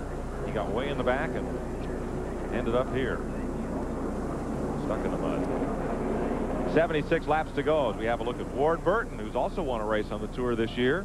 We asked Ward why the competition is so tough and why it's so tough to win this season in Busch racing. I don't think it's just the money. I think it's so many of the right people, whether it's the NASCAR officials, y'all, truckers, TNN. it's so much prestige, and it's just a great series, you know, and everybody wants to do well. 4 laps to go here at Dover Downs as Jeff Gordon's Ford is hauled back to the garage area. Glenn? Jeff Gordon has come out of the infield care center. First of all, Jeff, that's a real shame. You had a quick car. I tell you, you know, I mean, these guys are really putting a good car underneath me, and that's, you know, I mean, I can't say enough for the Baby Ruth crew because the car was perfect. You know, we got out front. If we got a little bit behind, we got right back up the front. We got messed up on a pit stop there, and we had to go to the back, but we had such a good car, we weren't really worried about it. I was just trying to take my time picking my way up there. I saw Jimmy get high, and I asked him inside if he blew right front. He said, no, he just got high, and I saw him hit the wall. And, I mean, here at Dover, you go to the inside, and I went to the outside, and then my guy said, go to the inside. And, you know, just one of them deals. You got caught up at the wrong place at the wrong time. Okay, better luck next time. Mike? Thanks, Glenn. We're getting ready to go back to racing.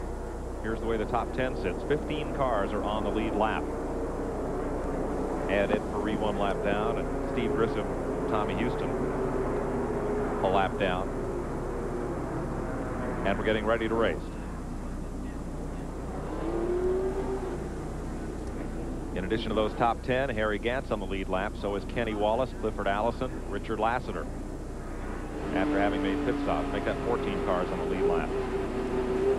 From the in-car camera, we'll restart this race along with Kenny Wallace as he battles Harry Gant.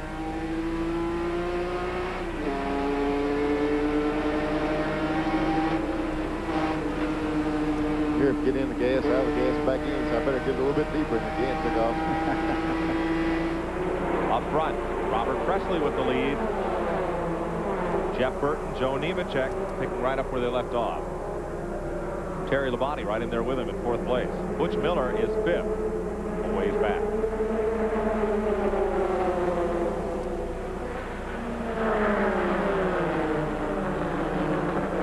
Labonte's catching that pack as they dispense with lapped car Ricky Craven.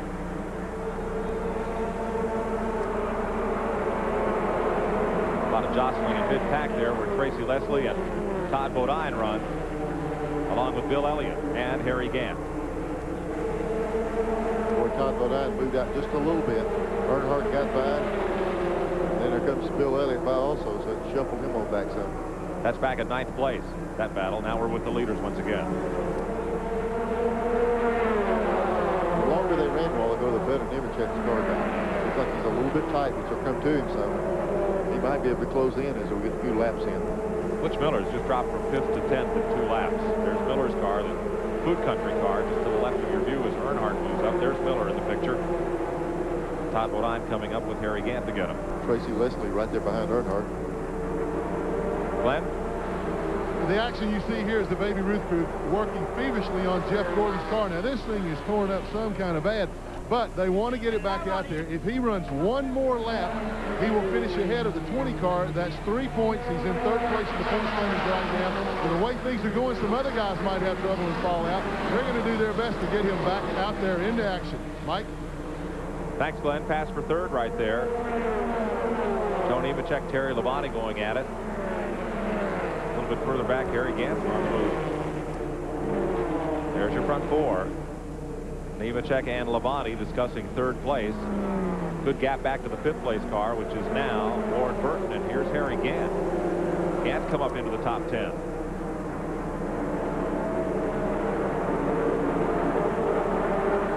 Todd Bodine on the left, the Nazareth winner and the pole sitter here. There's ageless Harry Gant and Bill Elliott, Butch Miller, Kenny Wallace, Clifford Allison. Pit stops under caution really jumbled up the second half of this field. Neil, every time we do a broadcast with him, we learn something else. Discussing second. Here's Earnhardt. He's after Warren Burton. 5th place at stake here, and Tracy Leslie, who has gotten back on the lead lap, right with them. Tom Peck has made a pit stop in the 11 Motorsports car. Hunter Green, he goes a lap down.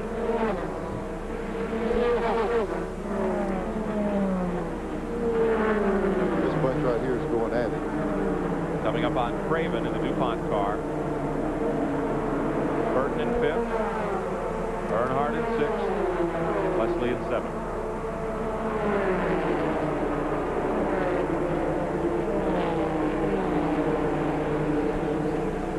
Earnhardt. Burton's car is working real well. Earnhardt's putting a lot of heat on it, but Burton's able to hold him off right now.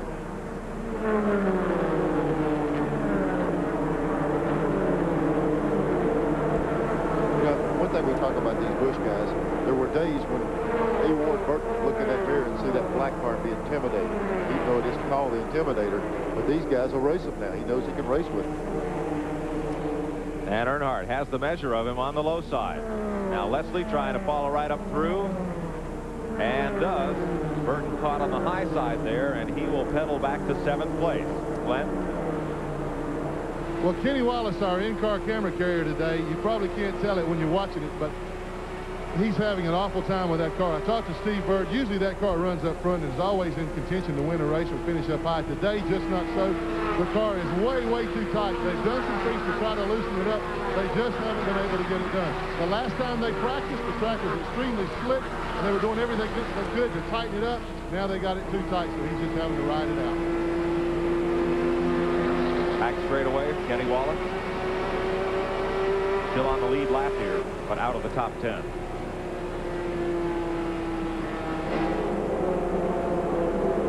Buddy, I can't get over what a smooth ride it looks like in the car camera. We get in the car and he's bouncing around, jumping all over the place. That camera sure looks smooth. Yeah, I tell you what, though, that camera gives you a good eye. I mean, that's just what it looks like when you're out there running, other than feeling that thing jostling you around. One thing Kenny Wallace's in-car camera doesn't see, and that's this man, Robert Presley, the leader. Good battle, Todd Bodine and Ward Burton. This is going to be at 7th place. Oh, get man, jeez. Excuse me. Ed Ferree come down in front of a bunch of cars. I overreacted there just a little bit. There was almost a major accident coming off 4. That happened about a quarter lap behind this group. I think everybody's heart stopped for a second. The entire grandstand stood up. There was the 3 cars coming around, and Laster might have got into, I don't know if he got in the back of it. Might have been chain reaction from. Well, he didn't hit a bug on the windshield. No, he hit a big one if he did. The innkeeper Pontiac and Richard Lassiter will come to pit road. No caution. We stay under green. Former football player out of Arkansas. Yeah, that one's going to be this one for a while. Yep. Harry Gatt now goes to work on Ward Burton. This should be an about 8th position.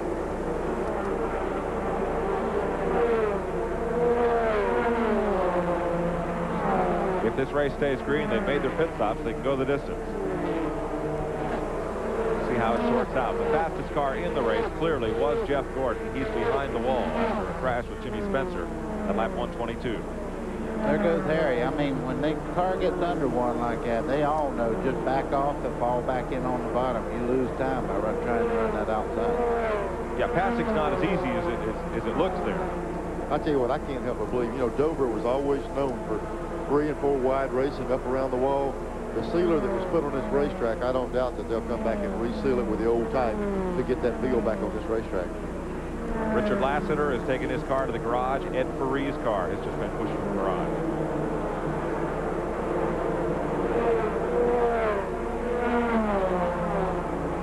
Presley the leader.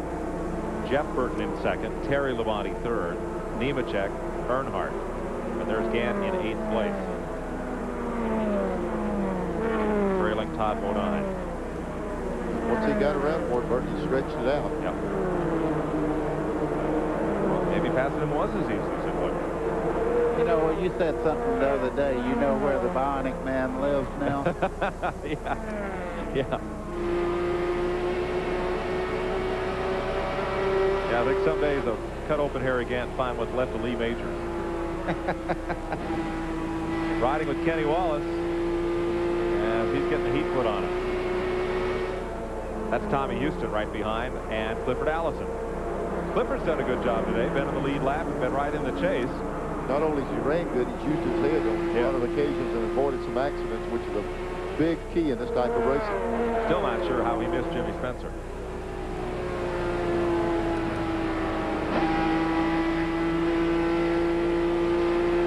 12th and 13th place at stake. There's Clifford getting under Tommy Houston. Now Houston's a lap down. Clifford and The 36 car of Kenny Wallace are on the lead lap. Clifford's pulling right up behind him. Clifford's had some damage to his car, but didn't seem to hurt it very much.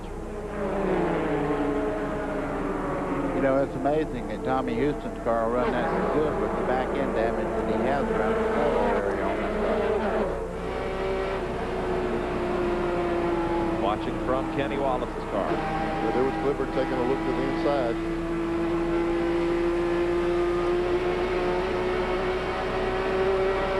That's a view we don't see much, Neil. Yeah. He's able to gain on him right here in the middle of the corner. Looks like he could get in the gas a little bit quicker than Kenny, and Clifford's car makes a good run up off him.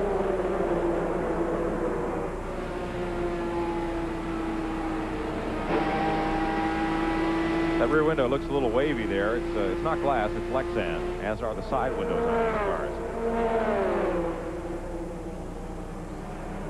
Kenny Wallace. Clifford Allison, the High Point Betting Olds, and there's Tommy Houston. A lap down, but hanging well with this pack. Just up ahead of them, Steve Grissom. There's Earnhardt wheeling in Nemechek for 4th position. He was back about two full blocks, you know, a long way back there. He's ran him down. It's going to take a few laps to catch him again, but Earnhardt really reeled him in way back. And Harry Gadd has caught Todd Modine. There's Labonte, Nemechek, and Earnhardt chasing Robert Presley and Jeff Burton, the leaders, with 48 laps to go here at Dover, Delaware. TNN's coverage of the Goodwrench Delco 200 continues after these messages. Doesn't look like that front end damage did anything to the way the car's handled. No, just made it look meaner. Gave it that Earnhardt look. Yeah. There's Labonte in 2nd place. Here are the 2 leaders. They're keeping pretty close company. Presley and Burton. Glenn? This is Gil Martin, crew chief on Jeff Burton's car. Gil, it looks like that Jeff just keeps inching up ever so slightly. Got anything left for him? We're running about the same time. The CIC Oldsmobile's running just about a half a tenth off of what he's running right now. It's going to come down to a battle of tires. Does Jeff say that he thinks that he might be able to do something with it? Yeah, right now he's just trying to pace himself and let Robert kind of lead the way. Right now we're going to try in about the last 25 laps. Okay, these guys won a race a couple of weeks ago, but had it taken away from them because of an illegal rear end. They'd like to prove that it was no fluke. Yeah, as we reported, the center section of that rear end was a non-approved part. And thus Bobby Dotter got the win. That's a part that should be approved to make these cars a little more stable on the back. Look at this pack right in front of the race leader. That battle we were watching earlier. Kenny Wallace. Now there's a neat move by Kenny Wallace. He just got out of the throttle, let the leader go, says I'll catch back up and run those guys a bit in a minute here. That's sportsmanship. Yeah, because when you got a racetrack that's giving us a little bit of problem like this one is, that one lane, someone like Kenny could really clog the traffic up and cause a big problem. Talk about problem. Houston's in the wall hard. Way up there. Tommy's keeping it way up high. Now drops it down after the traffic gets past. Caution flag. There was a good example of a guy that has a lot of experience. When it kept jumping into the wall, he kept it up there and instead of trying to jerk it down off the wall. If he had brought it down, Kenny Wallace would have been right there. Tommy's pretty well crumpled that up today. The left side damage came from the Dale Earnhardt Lassiter Houston wreck, and the right side damage came just now. The debris from Houston getting into the wall will bring us under caution at lap 162. Now, do they pit? Do they stay out? Does track positioning mean as much as new tires? We'll just have to see what they do. 9th caution flag. That's a record for this race. The pit was not open. The red flag is still out. Tommy Houston came in anyway because he's got damage. Glenn Jarrett is in Tommy Houston's pit. Glenn. Tommy Houston brings the number 6 Rose's car into the pits. I asked Scott Houston if his dad told him what had happened out there. He said, yeah, that Tommy was trying to get out of the way. It was being lapped by leader Robert Presley, and that Robert got into him, knocked him up into the wall. They've taken the hammer and the real big pliers out there to try to pull the fenders off the tires and just get this thing so he can finish up the race. He's pretty well used this thing up for the day. I would say so. Let's have a look and see if That's indeed what may have happened. There's Presley right behind Houston. Coming off the corner. Presley's going to come under him right here. I don't know. I tell you what, it looks like he moved over. Presley didn't touch him. Presley, I think he moved over to give him room and didn't realize Clifford was up there on the top. That's Clifford Allison right behind him, because Tommy made the move all the way from the bottom to the top. I don't know that he saw that car on the outside of him. He was moving out of the leader's way, but then him and Clifford got together up at top. Yeah, it'd be hard to say Presley was involved in that. Let's have another look from a different angle here. Well, he just turned across in front of Clifford. Yep. I mean, that's where you're being aware of the leader's coming, and you want to get over and give him room, but I don't know if he realized there was another car up there. He didn't know he was plenty far over to let him go by. Yeah. If he had just held his line instead of trying to pull back against the wall. Houston back in for more repairs, this time to the right side, and NASCAR saying push him back, that he's over the line. Oh, isn't that something? Now they can work on it. And Jeff Gordon is back on the racetrack. Can you believe it? After what's happened to that Ford, he's made that extra lap he needed to get the 3 points. And so that moves him up ahead of Jimmy Spencer on the running order. Now, since then, Ed Ferree and Richard Lassiter have also gone to the pit. So if Gordon can run 20 laps with what's left of this car, he'll move up 2 more spots. Well, let's don't give up. He's a great open wheel racer. He's got him one now. He is now. He's got everything but a wing on the roof. That thing will be a sprinter. 41 laps behind. But it shows you just how important points are and what game competitors this team is. Neil, they didn't even change the tires on that thing, so he's not going back to full speed, I don't think. It looked like it was towed in about a foot, too. Well, would you buy new tires for that car? Not now. 36 laps to go here at Dover, Delaware in the Goodwrench Delco Battery 200. We'll be right back. For the restart here at Dover Down. We're riding with Kenny Wallace. As the leaders line up, he has gone a lap down to the race leader, so he'll be on the outside as they get ready to restart. There with the Busch cars, they put the fast car on the inside, which is a good measure, I think, on a silly track like this. Robert Presley of the Alliance Tractor Training Center's Oldsmobile brings them down the front straightaway.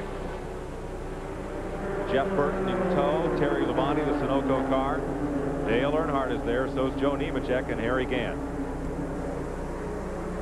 You know something, Neil? I can't believe that 59 car can get off the line like he does with just high gear. That thing really hauls down through here. I think he's fibbing about that shifter. I believe he shifted gears on us. Harry Gant is one of those 11 cars in the lead lap. He and Clifford Allison trying to come to the front here. 33 laps to go. It's not a lot of time to get there from where they sit. Well, they go by in a hurry on this racetrack. Up front, Jeff Burton trying to put the pressure on Robert Presley.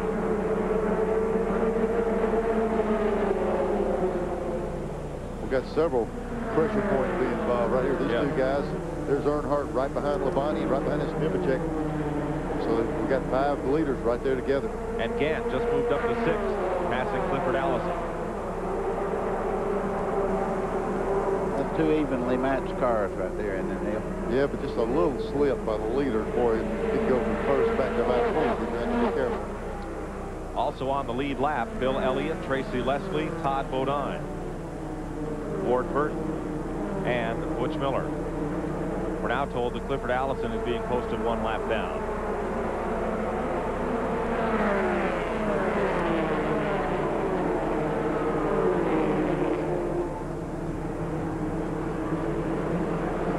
Front 8 cars, pretty well single file now.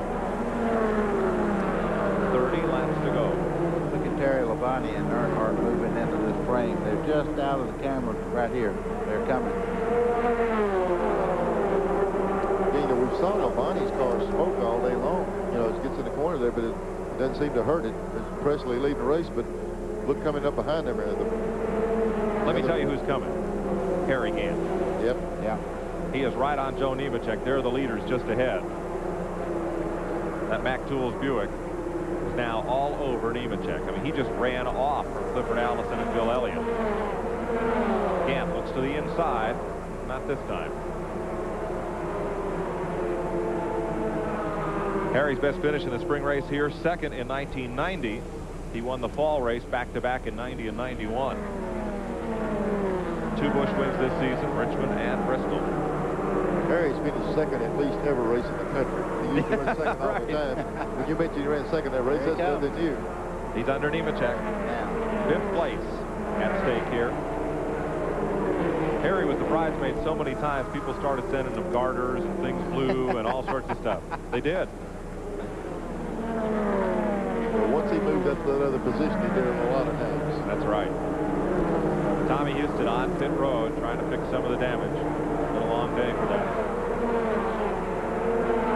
Nemechek's got a lot of motor. He's got a lot of motor, but Harry gets off the corner a little bit better. He closes in. You see right here, he closes up on him. Nemechek a little high. Gets there.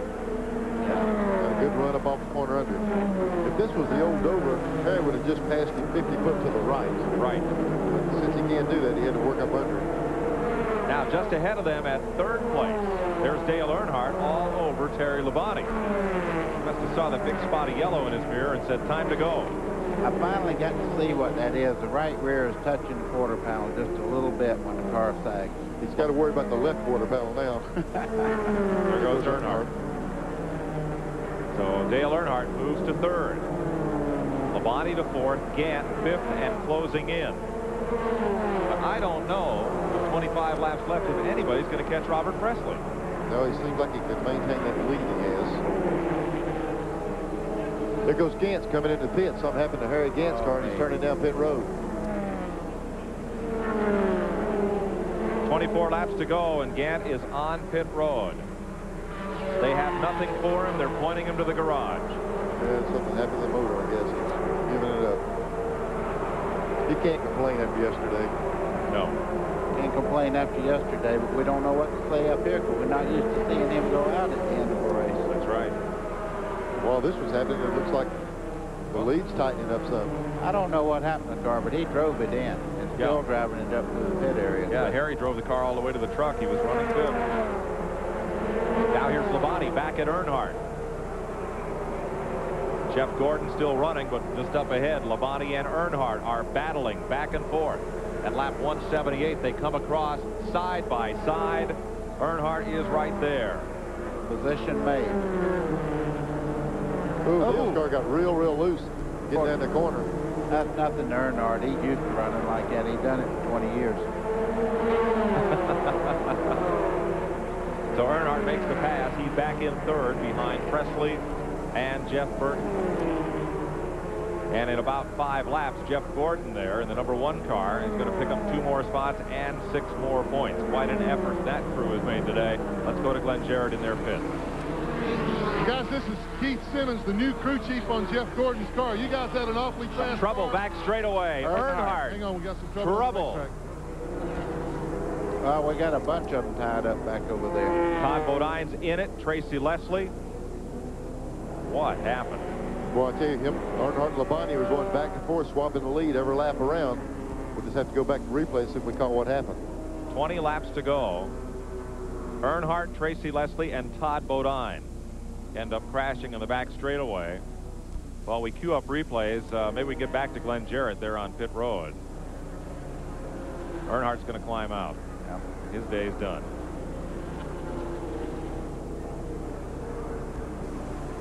All right, here's a look. Well, he's sideways way back. It looks like he and Terry might have touched just a little bit. Either that or he might have been loose. You know, we saw him the time before in that corner a little bit loose, but whatever happened, the car's coming around. He's come, that big old banking on the straightaway is going to sweep him right down here on this inside wall. And boy, there's a pack of cars coming behind him also. The reason I said that, Neil, you know, it was way back in the corner where you see him loose, and they might have just barely touched. It wouldn't be anything anybody meant to do, but he might have, like, happened on the front straightaway. He might have been loose a little bit, backed out, and got tapped just a little bit. He almost saved that car. But, yeah. I don't know. You can't tell. Well, it's hard to tell. But he's up there in no man's land right now, and he's going for a ride. See the rear tires turning. He's standing in the gas. Car backing up the wall. He's still got the throttle wide open, trying to keep the car down off the wall. It works better than it brakes at times. I tell you, who can tell us what happened there. That's Earnhardt. I'd be about the only person that could tell you. Right. Now there's Todd Bodine going up and into the wall. In that big, huge cloud of smoke, he couldn't see what was going on.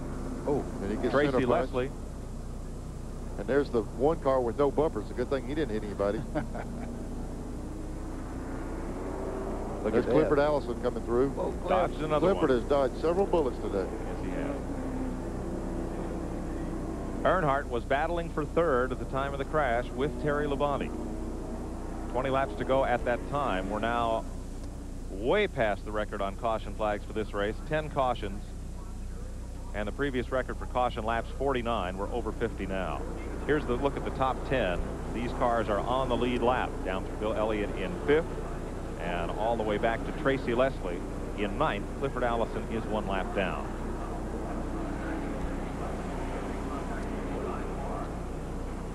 Harry Gant was running 5th and in a contending, challenging position. Drove his car to pit road and drove it right to the garage area. We'll have another look and see what happened in just a moment here. He must have hit the camera. You know, I really can't tell from that angle what happened there. I know he's in serious trouble, I can promise you that. Yeah, look at this group of cars coming. Nemechek leading a bunch of them down through there. Poor Jeff Gordon, he don't have enough car to hit anything. If he hits him, he's going to hit him with a radiator cap. Well, certainly where Labonte was, he had to be pulling a lot of air off of Earnhardt's rear spoiler. Yeah, they were tucked in their tight. Now, how would this, look at all the carnage we've had, how would this race have been different if the Busch cars, like the Winston Cup cars, had been allowed to use the cambered rear ends? Boy, I tell you, you hate to say you need to do this, need to do that. Here's this other shot. We're picking it up so late, it's hard to tell what happened. They were so close together. There's 2 people that know when they're riding in that car right there. Right. You'll have to get their opinion of it.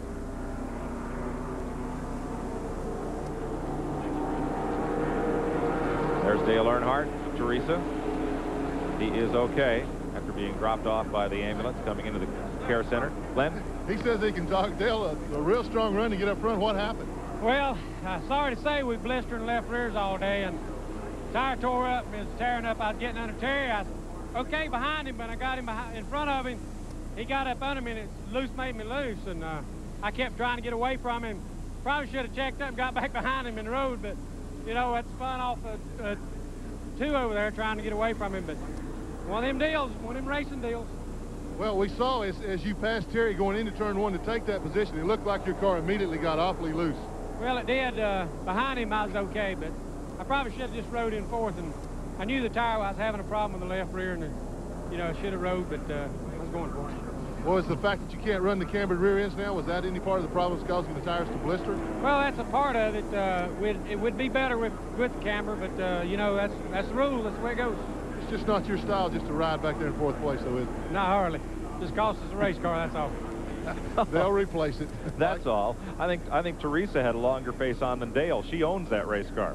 Yeah, and he was over explaining to her, honey, I just barely bent the car, but here it comes, and she's going to see the results. Honey, I shrunk the car. That's right. I tell you what, you know, this Buddy and I was trying to speculate. It's hard to say what happens there, but there he said he got the car loose in front of him, and tearing those tires up, you just can't keep them on the ground. 9 lead changes among 7 drivers. 10 caution flags now for 55 laps. Robert Presley has led much of the day here. And as his contenders continue to go by the wayside, Jeff Burton's given him a strong run. I'm not sure we've seen everything Jeff Burton has, or Terry Labonte. No, and, you know, we've heard the problem with the shifting gears on the restarts. We haven't seen that yet. You know, I can't believe Presley's having much trouble on the starts. I meant to ask you that before, Neil. Can't you run 3rd gear, synchronize that shift, and drop it into 4th when the clutch is gone? You can do it probably 80% of the time. I don't know if you'd risk it on this start. At times you'll miss it on that one, buddy. Oh, yeah, I wouldn't want to do it. I'll tell you, I'd have to lag back and get a run at the flag. Well, as long as Presley's in front, he can do that. He sets the pace. Glenn? Well, we started a while ago to present the Miller Genuine Draft Pit Crew Award of the race to these guys. This is Keith Simmons. He is now the acting crew chief for Jeff Gordon. You guys had an awfully strong car. We felt like you should win something. You made a valiant effort to get him back on the racetrack, so therefore we're giving you this award. Congratulations. Thank you, Glenn. I accept this in behalf of the whole Baby Ruth team. We got a hell of a group of guys here, and we're doing the best we can here with what we got, and we'll get them next week. You know, we're running good. We'll be all right. Now, at the top of the show, Buddy interviewed Ray Evernham as crew chief for that team. Jeff Gordon, you know, moves over to the Hendrick stable next year, and Evernham will go with him as crew chief. So he's leaving the Bill Davis team to put together his assemblage for next year, and that's why the change in the crew chief position. 15 laps to go.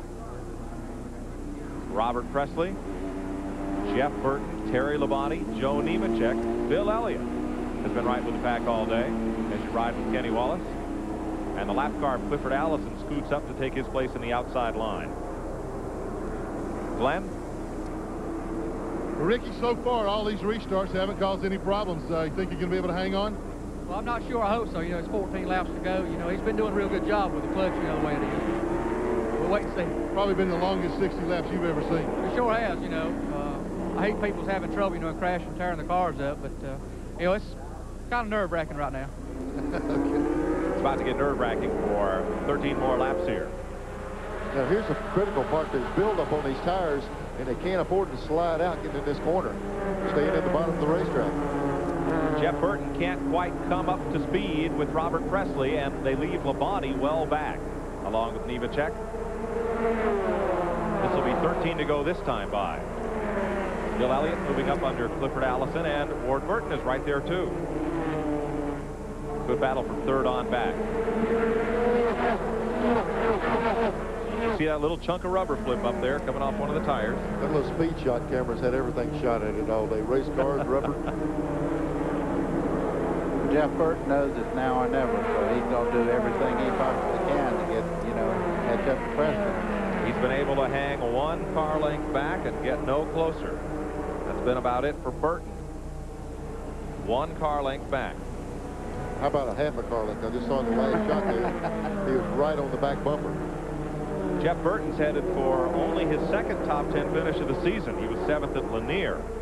Finished 11th here last year. Robert Presley, who won at Darlington, looking to join Harry Gant and Jeff Gordon as two-time winners this season. Boy, Presley's car right in the bottom. It looks like, yeah, he's out handling. Looks like Burton's car gives up a little to him up off the corner, a little pushy maybe off the corner. And then Terry Labonte only runs a few Busch races. He's running third. He's got a pit crew made up of part of his Winston Cup crew, part of his brother Bobby's Busch crew, and John, no relation to Ernie Irvin, from Dale Jarrett's Busch team. Fourth place is the battle right now. Jeff Gordon has won the Goodies Headache Award. No surprise. Although there are a lot of contenders, and there'll be a few headaches. Bobby Labonte's going to have one. There's Elliott racing with Nemechek for fourth position. 10 to go. That pack is running about 2.5 seconds behind the leader. And still up front, the gap remains the same, 2 car lengths, but Labonte's coming up into the picture. That's the guy that's on the move, is Labonte right now. Yeah, and he always, they call him Nice Man. He makes very few mistakes, so this is going to be a good finish to this race, I think. Is that Nice Man or Ice Man? No, not Nice Man. Right. He races as hard as anybody, believe you bet. me.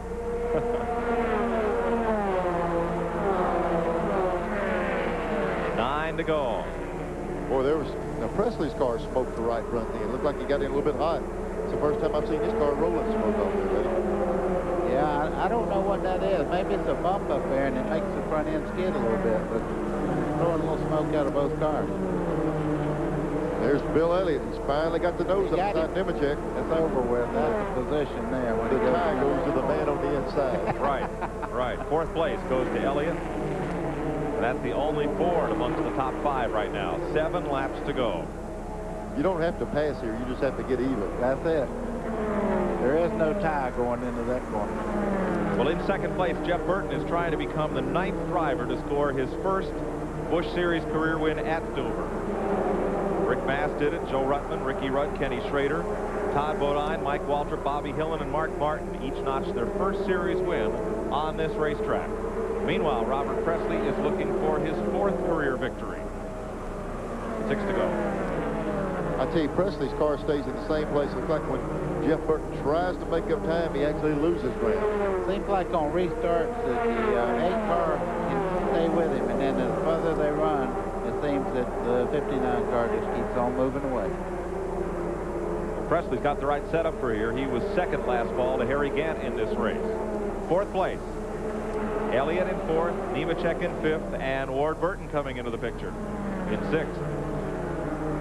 5 to go for the leaders, and Presley seems the longer he runs, the better that car likes it. First pack, here's the second group, led by Elliott, the Budweiser car. There's Clifford Allison right behind him. Clifford hadn't got a lap down. He'd been in good shape with this thing today. There's Terry Labonte in the Sunoco machine. Jeff Burton in the TIC Olds. And up ahead, Robert Presley, the Alliance Olds.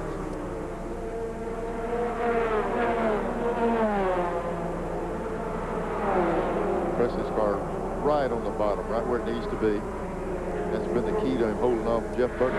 Burton's car wouldn't stay quite that low.